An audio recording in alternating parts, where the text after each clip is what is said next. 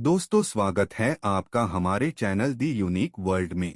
दोस्तों, एक दिन मनोरंजन के समय बादशाह के मन में यह बात आई, संसार में मूर्खों की संख्या तो अमित है, परंतु मैं ऐसे 4 मूर्ख देखना चाहता हूँ जिनकी जोड़ के दूसरे न हो। उसने बीरबल से कहा, बीरबल, 4 मूर्ख इस ढंग के तलाश करो कि जिनकी जोड़ के दूसरे न मिलें।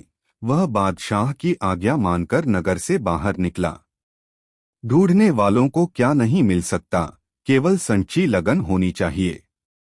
कुछ दूर जाकर बीरबल को एक आदमी दिखलाई पड़ा जो थाली में पान का एक जोड़ा बीड़ा और मिठाई लिए हुए बड़े उत्साह से नगर की तरफ जल्दी दो भागा जा रहा था। बीरबल ने उस आदमी से पूछा, क्यों साहब, यह सब सामान कहाँ लिए जा रहे हो, जो आपका पैर खुशी हाली के कारण जमीन पर नहीं पड़ता? आपके मर्म को जानने की मुझे बड़ी इच्छा है, अतएव थोड़ा कष्ट कर बतलाते जाइए। उस आदमी ने पहले तो इस ख्याल से कुछ हीला हवाली किया कि कहीं उचित समय पर पहुंचने में देर न हो जाए, परंतु जब बीरबल ने उसे छेड़कर कई बार पूछा तो वह मटक कर बोला, यद्यपि मुझे विलंब हो रहा है, परंतु आपके इतना आग्रह करने पर बतला देना भी जरूरी है। मेरी औरत ने एक दूसरा खसम कर लिया है, उससे उसे लड़का पैदा हुआ है, आज बरही है। मैं उसी का बधावा लिए हुए न्योते में जा रहा हूँ। बीरबल ने उसे अपना नाम बतलाकर रोक लिया और बोला, तुझे मेरे साथ बादशाह के पास चलना पड़ेगा, जब मैं छुट्टी दूंगा तब जाना।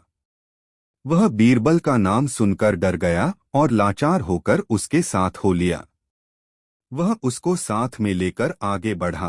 दैवयोग से रास्ते में एक घोड़ी सवार मिला। वह आप तो घोड़ी पर सवार था, परंतु अपने सिर पर घास का बंडल ढो रहा था।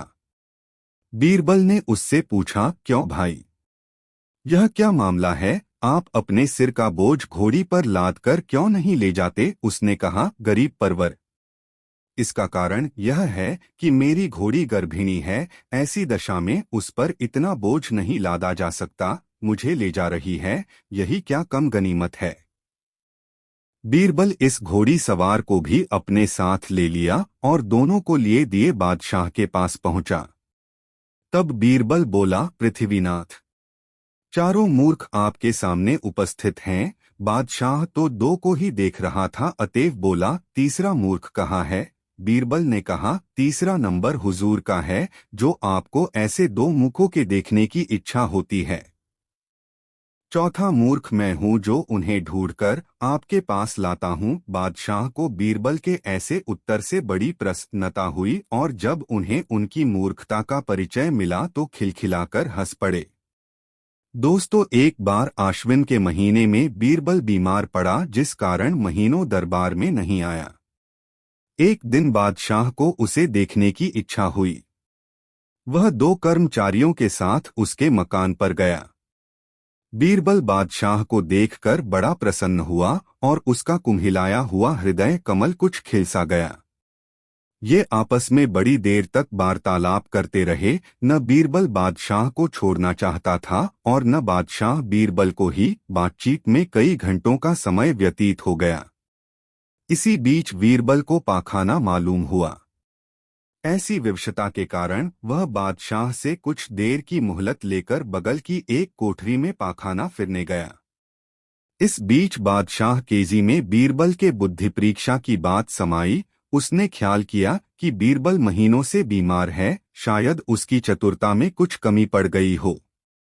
जानना चाहिए कि अब यह कितना चतुर रह गया है। नौकरों द्वारा उसके पलंग के चारों पायों तले 4 कागज के टुकड़े रखवाकर खामोश रहा। थोड़ी देर बाद बीरबल पाखाने से लौटकर आया और अपनी पलंग पर लेट रहा। बादशाह उसकी परीक्षा के अभिप्राय से इधर उधर की बातें छेड़कर उसे भुलावा देने लगा। बीरबल एक तरफ बादशाह की बातें सुनता जाता था, दूसरी तरफ किसी चीज की खोज में व्यस्त था।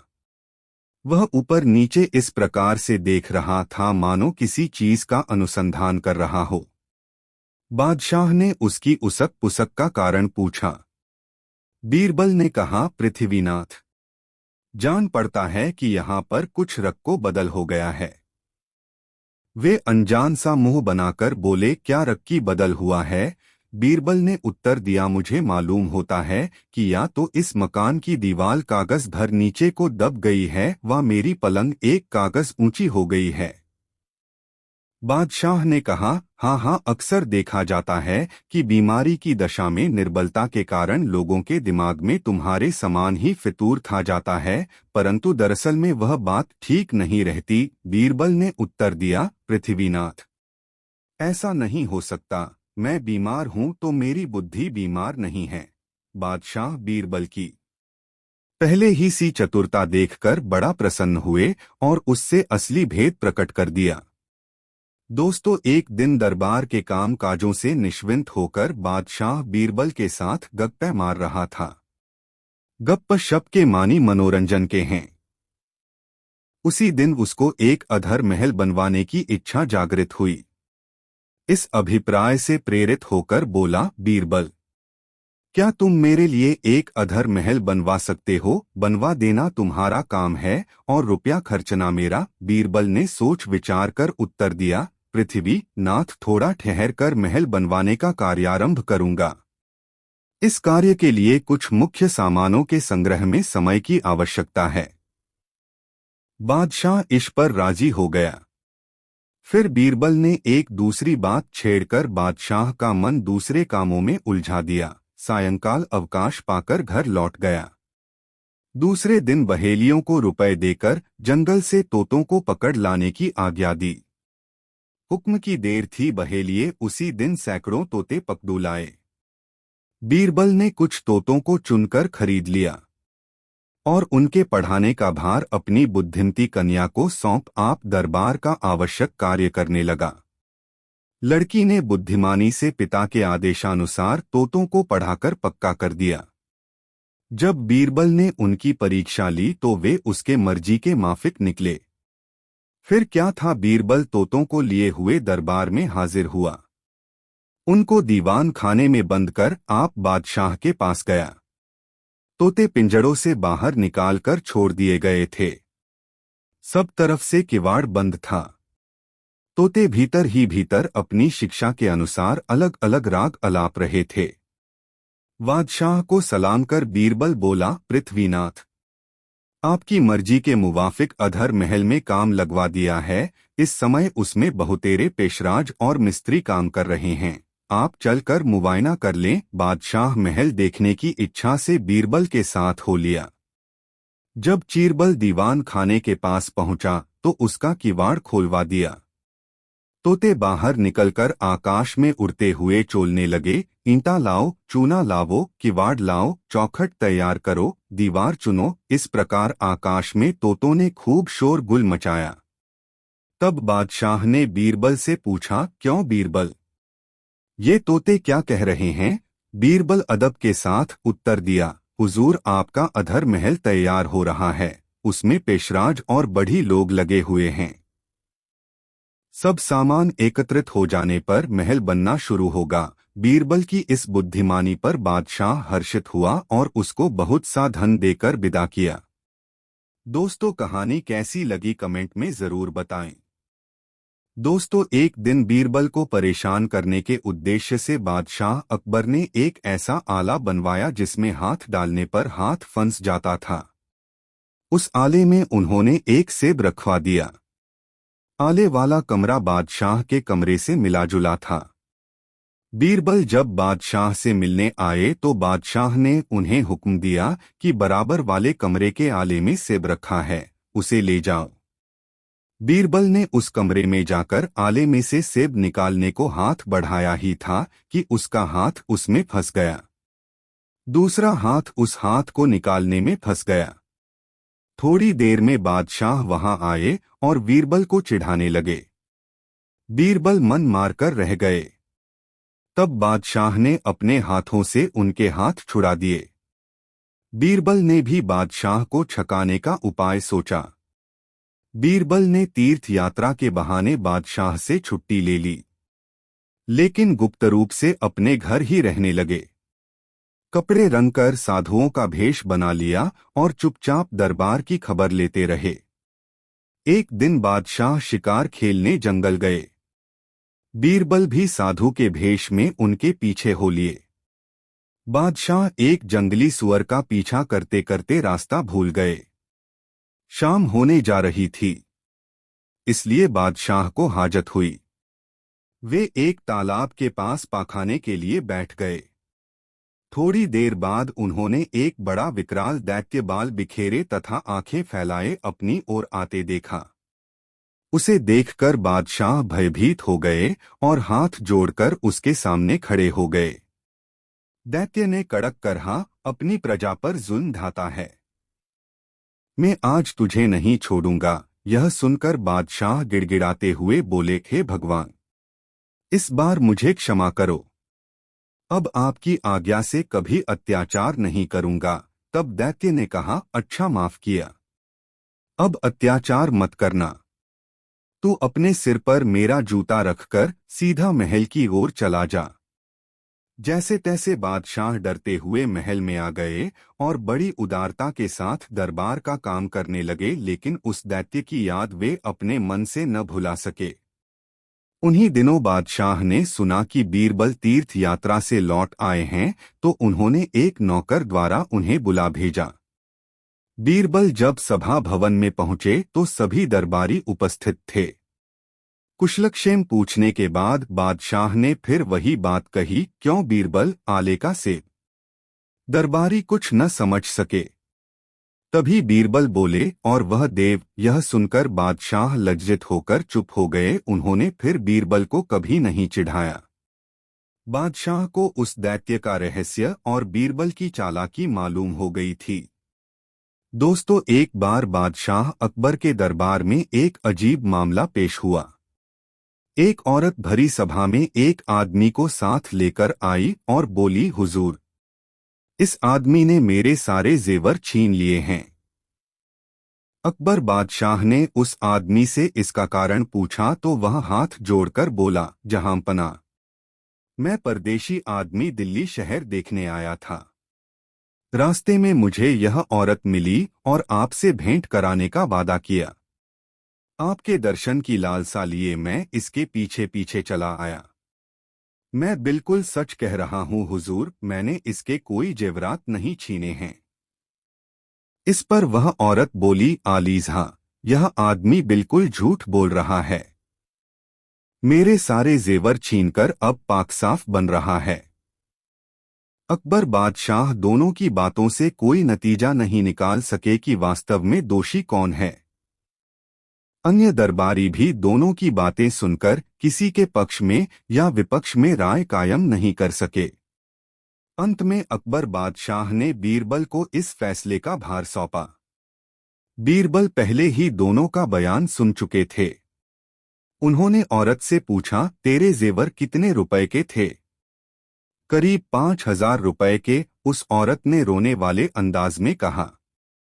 बीरबल ने उस औरत की शक्ल देखी। उन्होंने समझ लिया कि इस औरत के पास इतने रुपए के जेवर नहीं हो सकते। यह तो बेगुनाह परदेशी को लूटना चाहती है।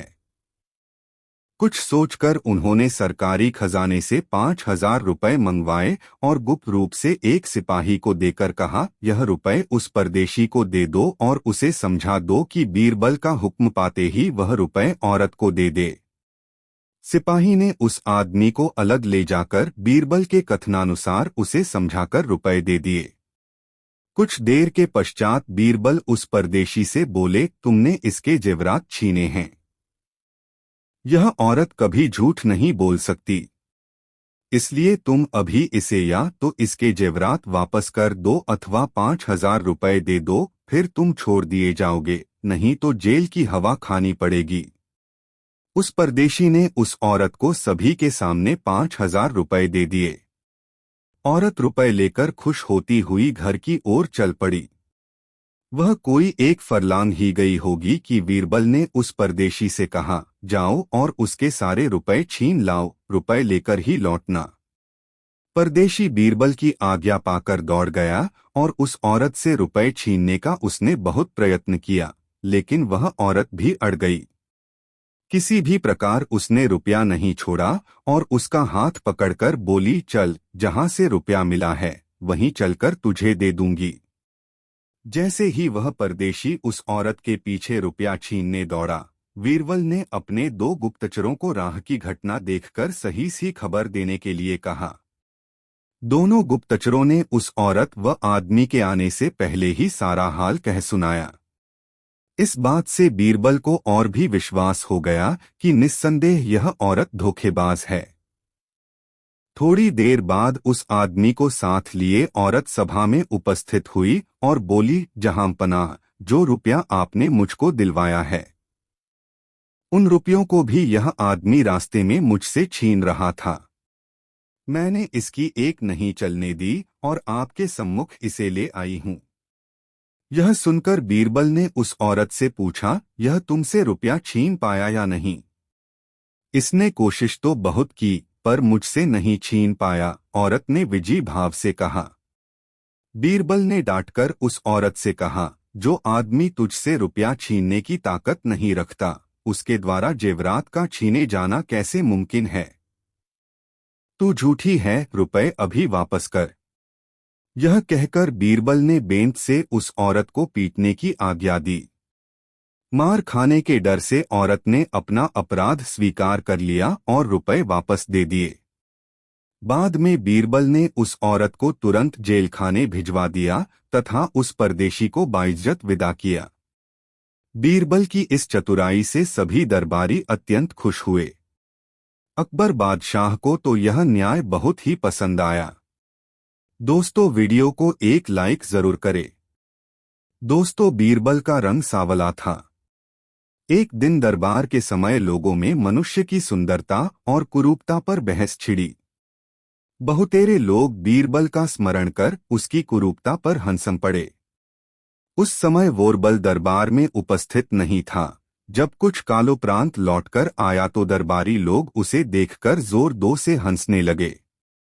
बीरबल चाहता था कि उनके इस आकस्मिक हंसी का कारण पूछे, परंतु कुछ सोच विचार कर चुप रह गया। इधर उधर की बातें होने लगीं। कुछ देर बाद बीरबल को अवसर मिला तो बादशाह से बोला, पृथ्वीनाथ, आज आप लोग बड़े हंसमुख क्यों दीख पड़ते हैं? बादशाह ने हंसते हुए उत्तर दिया, लोगों के हंसने का कारण तुम्हारी कुरूपता है। वे कहते हैं हम लोग गोरे और बीरबल काला कैसे हुआ? बीरबल बोला, अफसोस कि अभी तक आपको इसका कारण ही नहीं ज्ञात हुआ। बादशाह ने कहा, भला भाई, बिना बतलाए यह लोगों को कैसे मालूम हो? आप यदि जानकारी रखते हो तो बतला कर सबका भ्रम निवारण करें। बोरबल ने उत्तर दिया, पृथ्वीनाथ, जिस समय ईश्वर ने सृष्टि की रचना प्रारंभ की, सर्वप्रथम वृक्ष और बैलों की रचना की, पर इतना ही करके वह संतुष्ट नहीं हुआ। तब पशु और पक्षियों की बारी आई। इतना करके कुछ समय तक आनंद उपभोग करता रहा। फिर उससे भी उत्तम जोचों की रचना करने का विचार कर मनुष्यों की रचना की। तब वह अति आनंदित होकर पहले उसे रूप, दूसरे धन, तीसरे बुद्धि और चौथे बल प्रदान किया। चारों चीजों को जुदी दो रखकर सब मनुष्यों को फरमाया कि इन चारों में जिसे जो पसंद हो अपनी इच्छानुसार ले लेवे। इस कार्य के लिए कुछ समय भी निर्धारित कर दिया था। मैं बुद्धि लेने में रह गया। जब दूसरों चीज लेने गया तो समय बीत चुका था, इसलिए कोरा लौटना पड़ा। मैं बुद्धि लेकर रह गया। आप लोग भी धन, रूप, बल के लालच में पड़कर बुद्धि लेना भूल गए। इसी कारण मैं कुरूप हुआ। बीरबल के उत्तर से बादशाह और दरबारियों का मन टूट गया और फिर वे कभी बीरबल की हंसी न उड़ाई। कुछ दिन बाद एक दिन बादशाह बीरबल के साथ बाग में बैठा हुआ गपाष्ठक कर रहा था। गर्मी का दिन था। प्रातःकाल की मंद मंद हवा बह रही थी। बादशाह और दीवान गर्मी की पोशाक पहने हुए थे। उस सुहावने समय में वे बड़े खुश मालूम होते थे। उनके बाँव की लड़ी टूटती ही न थी। प्रसंग चलते दो बनियों का जिक्र आया। बादशाह ने बीरबल से पूछा, बीरबल, क्या यह सच है, लोग अक्सर बनियों को चतुर माँ के बेटे क्यों कहते हैं? बीरबल ने उत्तर दिया, पृथ्वीनाथ। सचमुच बनिए ऐसे ही पाए जाते हैं। बादशाह ने कहा, अच्छी बात है, परंतु इसका प्रमाण देकर मेरी शंका निवारण करो। बीरबल ने तुरंत एक सिपाही के द्वारा थोड़ी सी मूंग की फुरमाइश कर बाजार से 4 बनियों को बुलवाया। दीवान का संदेशा मिलते ही बनिए मूंग के नमूने सहित तुरंत हाजिर हुए। बीरबल ने पूछा, साहजी इस अन्न का क्या नाम है? बनिए विचार में पड़ गए और मन में सोचा कि यह अन्न एक प्रसिद्ध खाद्य है और इसका नाम भी किसी से छिपा नहीं है, कारण कि परमात्मा ने इसकी उपज भी अच्छी दी है। इसके अंदर कोई भेद की बात जरूर है, नहीं तो बादशाह इसका नाम मुझसे क्यों पूछता? उत्तर भी सोच समझकर देना चाहिए। चारों बनियों ने मिलकर एक मत किया। उन्होंने सोचा कि यदि मूंग को मूंग ही बतलाया जाए तो बादशाह इससे प्रसन्न नहीं होने का, तब आखिर ऐसा कौन सा नाम बल्लावे कि बादशाह की प्रसन्नता हो। अभी इनका मिसकाउट चल ही रहा था कि इसी बीच बादशाह ने फिर पूछा, क्यों साहजी, आप लोग अभी तक क्या सोच रहे हैं? इसका नाम क्यों नहीं बतलाते? थोड़ी सी मूंग हाथ में उठाकर एक बनिए ने उत्तर दिया, पृथ्वीनाथ। यह तो मुझे उड़द जान पड़ती है। दूसरे ने कहा, यह मटर जान पड़ती है, परंतु मटर से छोटी है, इसका ठीक ठीक नाम स्मरण में नहीं आता। तीसरे ने कहा, यह मिर्च जान पड़ती है। उनकी ऐसी चौरंगी बातें सुनकर बादशाह ने कहा, तुम लोग मुझे खपतुलवास जान पड़ते हो। यह मूंग है मूंग। बनियों ने कहा, हाँ गरीब परवर, वहो वही जो आप कह रहे हैं। बादशाह ने फिर पूछा, वही वही क्या? नाम क्यों नहीं बतलाते? बनिए बोले, गरीब परवर, जो नाम अभी आपने बतलाया था वही। बादशाह भी पर में पानी लगने देने वाला नहीं था। उसने कहा, अभी मैंने किस चीज का नाम लिया था? बनिए फिर चालाकी खेल गए और बोले, गरीब परवर, हमको विस्मरण हो गया है। बादशाह ने कहा, हाँ हाँ मैंने मूंग का नाम बतलाया था। बनियों ने कहा, जी जी पृथ्वीनाथ वही। इतना होने पर भी बनियों ने मूंग का नाम अपनी जबान पर न लाए। बादशाह उनकी इस चातुर्यता से अति प्रसन्न हुआ और सबको घर जाने की अनुमति दी। दोस्तों वीडियो को एक लाइक जरूर करें। दोस्तों एक बार बादशाह अकबर ने दरबार में यह घोषणा करवाई कि उनका पोता पूरे देश में सबसे सुंदर बच्चा है। वह अपने नवजात पोते को बहुत प्यार करते थे। अकबर अपने पोते से इतना अधिक प्यार करते थे कि उस बच्चे के जन्म के बाद अकबर मुश्किल से सम्राट के रूप में अपने कर्तव्यों पर ध्यान केंद्रित कर पा रही थे। वह बच्चे के साथ पूरा दिन खेलते रहते थे। इससे सभी मंत्री बहुत परेशान हो गए। इसलिए जब अकबर ने कहा कि उसका पोता देश का सबसे सुंदर बच्चा है, तो बीरबल ने कहा, जहांपनाह कृपया नाराज न हुआ। राजकुमार निसंदेह बहुत खूबसूरत है, पर मेरे ख्याल से और भी बच्चे हैं जो इनसे भी ज्यादा सुंदर हैं। अकबर ने जब यह सुना तो वे बहुत क्रोधित हुए। उसने कहा, तुम ऐसा कैसे कह सकते हो? मैं सभी मंत्रियों को यह आदेश देता हूं कि वह उस बच्चे को लेकर आएं जिसे वह सांप से ज्यादा सुंदर समझते हैं। यदि वह बच्चे मेरे पोते से ज्यादा सुंदर हुए तो मैं सहमत हो जाऊंगा, जैसा बीरबल ने कहा है। इसलिए अगले दिन हर मंत्री अपने साथ एक बच्चा लेकर दरबार में आया, पर बीरबल कहीं दिखाई नहीं दे रहा था। फिर कुछ समय के बाद बीरबल दरबार में आया। वह पसीने से भीगा हुआ था। अकबर ने पूछा, कहाँ है वह बच्चा जिसे तुमने मेरे पोते से ज्यादा सुंदर बताया था? बीरबल ने कहा, महाराज, मैंने दरबार में बच्चे को लाने की कोशिश की, लेकिन उसकी माँ ने मुझे ऐसा करने नहीं दिया। यदि आप एक सामान्य इंसान की तरह तैयार हो सकते हैं तो हम बच्चे को दिखने के लिए जा सकते हैं। अकबर और उसके कुछ मंत्रियों ने सामान्य लोगों की तरह कपड़े पहन लिए और बीरबल के सथा उस बच्चे को देखने चल पड़े। लंबे समय तक चलने के बाद वे एक झोपड़ी के पास पहुंचे। एक बच्चा झोपड़ी के बाहर गंदगी के ढेर पर खेल रहा था। वह गंजा था और धूल में लिपटा हुआ था। उसकी एक आंख दूसरी आंख से छोटी थी और उसकी नाक से पानी गिर रहा था। अकबर ने बीरबल से कहा, आपको लगता है कि यह बच्चा राजकुमार से अधिक सुंदर है? यह तो बहुत ही बदसूरत है। जैसे ही अकबर ने यह कहा, बच्चे की मां झोपड़ी से बाहर आ गई। वह उस आदमी पर बहुत गुस्सा होने लगी जो उसकी झोपड़ी के सामने खड़ा होकर उसके बच्चे को घूर रहा था। उसने कहा, तुम कौन हो? तुम्हारी हिम्मत कैसे हुई मेरे बच्चे को बदसूरत कहने की? निकल जाओ यहाँ से। और फिर उसने बच्चे को गोद में उठा लिया, अपने साड़ी के पल्लू से उसका चेहरा पोंछते हुए उसे चूम लिया।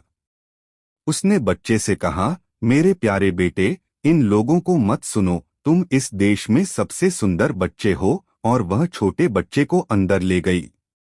अकबर समझ गया कि बीरबल क्या कहना चाहता था। उसने कहा, अपने माता पिता के लिए हर बच्चा देशा में सबसे सुंदर होता है। बीरबल मुस्कराया और कहा, और समय आने पर अपने दादा दादी के लिए भी। दोस्तों, वीडियो को एक लाइक जरूर करें। दोस्तों, बादशाह अकबर को अनेक कलाओं से प्रेम था, परंतु उन्हें संगीत का ज्यादा शौक था। उनको दरबार के नए रत्नों में से एक तानसेन थे, जो अपने संगीत की वजह से सम्मान से जाने जाते थे। एक बार अकबर तानसेन के संगीत से बहुत खुश हुए और उन्होंने तानसेन से कहा, तुम दुनिया के सबसे अच्छे कलाकार हो। तुम्हारा संगीत बहुत महान है, जिसकी किसी से तुलना नहीं की जा सकती। तानसेन आभर के साथ अभिभूत थे, किंतु वह एक सामान्य व्यक्ति थे। उन्होंने कहा, यह केवल आपकी राय है। दुनिया में बहुत से कलाकार मुझसे बेहतर है। अकबर ने कहा, तानसेन, मैंने बहुत संगीतकारों को सुना है, किंतु तुम्हार संगीत उन सबसे बहुत अच्छा है। तानसेन ने कहा, मेरे मालिक, फिर तो आपको मेरे गुरु स्वामी हरिदास को जरूर सुनना चाहिए। वह मुझसे बहुत अच्छा गाते हैं। अकबर ने बहुत उत्सुकता से कहा, यदि ऐसा है तो मैं तुम्हारे गुरु का संगीत जरूर सुनूंगा। तुम्हें उसने मेरे लिए संगीत गाने का अनुरोध करना होगा। तानसेन ने कहा, मेरे मालिका स्वामी हरिदास कभी दरबार में नहीं आते हैं और न ही वह आपके लिए गाएंगे, किंतु यदि आप मेरे साथ उनके घर जाएंगे तो आप उनका संगीत सुन सकते हैं। अकबर, बीरबल तानसेन के साथ स्वामी हरिदास के घर जाने को राजी हो गए। अकबर स्वामी हरिदास के घर कुछ दिनों तक रुके, किंतु गुरु ने उस बीच में कुछ भी नहीं गाया। अकबर अधीर हो रहे थे। उन्होंने तानसेन को बुलाया और कहा, स्वामी हरिदास कब गाएंगे? मैं यहाँ 4 दिन से हूँ, किंतु अब तक उन्होंने संगीत का एक शब्द तक नहीं गाया। लगता है मुझे बिना संगीत सुने ही वापस महल में जाना होगा। तानसेन ने कहा, मेरे मालिक, गुरुजी केवल तभी गाते हैं जब उन्हें लगता है कि सही समय है। हमें धैर्य रखना चाहिए। फिर एक सुबह अकबर को एक बहुत ही मधुर स्वर ने नींद से जगा दिया। स्वामी हरिदास गाना गा रहे थे। उनकी आवाज इतनी गहरी और मीठी थी कि सम्राट पूरी तरह मंत्रमुग्ध हो गए थे। उन्होंने तानसेन से कहा, तुम सही थे। वास्तव में स्वामी हरिदास तुमसे बेहतर हैं। अकबर ने अब वापस महल लौटने का निश्चय किया। रास्ते में उन्होंने बीरबल से कहा, बीरबल, तानसेन का संगीत अपने गुरु के जैसा अच्छा क्यों नहीं है? बीरबल बोला, जहांपना, क्योंकि तानसेन आपको खुश करने के लिए गाता है और स्वामी हरिदास भगवान को खुश करने के लिए गाते हैं। दोस्तों, यह वीडियो अपने मित्रों को जरूर शेयर करें। दोस्तों, बहुत समय पहले बादशाह अकबर के राज्य में यूसुफ नमक एक युवक रहता था। उसका कोई दोस्त नहीं था, क्योंकि सभी उससे नफरत करते थे। सभी उसका मजाक उड़ाते थे और जब वह सड़क पर चलता तो सब उस पर पत्थर फेंकते थे। यूसुफ का जीवन दयनीय था। सभी सोचते थे कि वह बहुत ही बदनसीब है। लोग तो यहाँ तक कहते थे कि यूसुफ के चेहरे पर एक नजर डालने से दिखाने वाले व्यक्ति पर भी बदनसीबी आ सकती है। इस प्रकार भले ही लोग यूसुफ से नफरत कराते थे, पर उसकी कहानी दूरदराज तक प्रसिद्ध थी। यह अफवाहें अकबर के कानों तक भी पहुंची। वह जांचना चाहता था कि क्या लोगों का कहना सच है है। उन्होंने यूसुफ को दरबार कादर में बुलाया और उससे विनम्रता से बात की। लेकिन उसी वक्त एक दूत ने दरबार में आकर अकबर को सूचित किया कि बेगम गंभीर रूप से बीमार हैं। उस दूत ने कहा, जहांपनाह, आपसे अनुरोध है कि आप तुरंत रानी साहिबा के कक्ष में चलें। रानी साहिबा बेहोश हो गई हैं और चिकित्सकों को इसका कारण समझ नहीं आ रहा है। अकबर बेगम के पास भागे। वे पूरी दोपहर उनके बिस्तर के बगल में बैठे रहे। शाम को जब रानी साहिबा फिर से बेहतर महसूस करने लगी, तब अकबर दरबार में लौट आए।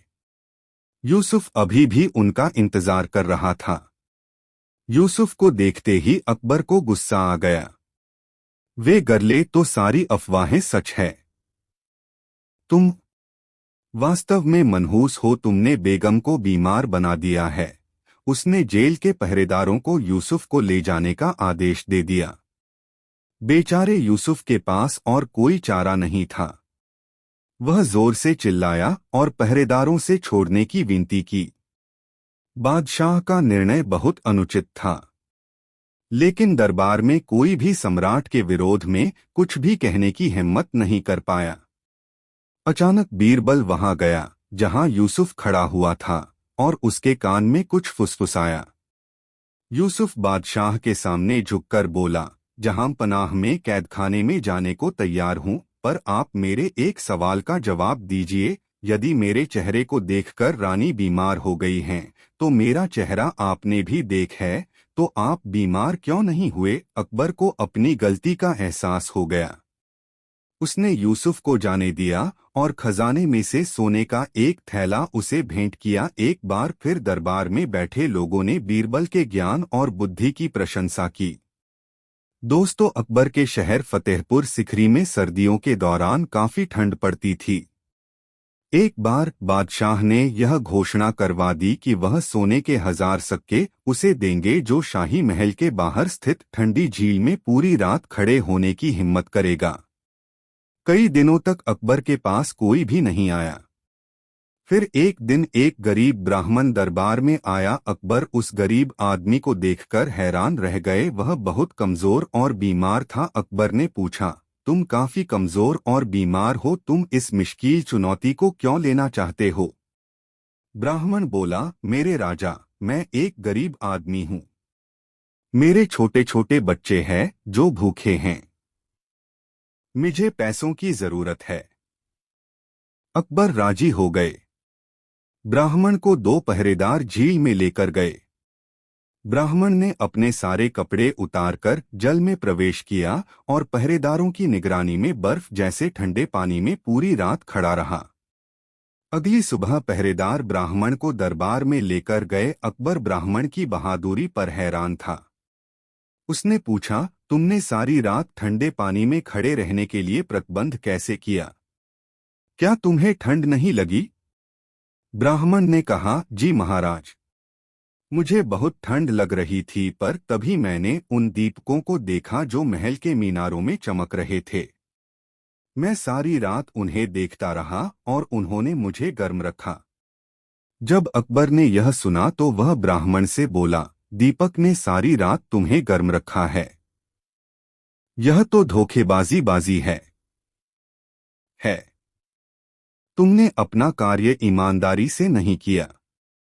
तुम्हें कोई सोना नहीं मिलेगा। और उसने पहरेदारों को आदेश दिया कि वे ब्राह्मण को दरबार से बाहर निकाल दें। गरीब ब्राह्मण बहुत परेशान था। वह जानता था कि बादशाह ने उसके साथ अन्याय किया है, लेकिन बादशाह के साथ तर्क कौन करता? वह दुखी होकर घर चला गया। जब यह सब हुआ, तब बीरबल दरबार में उपस्थित था। उसने सोचा, बादशाह बहुत मनमानी कर रहे हैं। मुझे उन्हें सबक सिखाना चाहिए ताकि ब्राह्मण को वह सोने मिल सके जिसका वह हकदार है। बीरबल अकबर के पास गए और सम्मान के साथ झुककर कहा, जहांपना, मैंने अपने मित्रों के लिए एक दावत का आयोजन किया है। मैं आपको और सभी मंत्रियों को आमंत्रित करना चाहता हूं। कृपया आज शाम को दावत के लिए मेरे घर पर पधारें।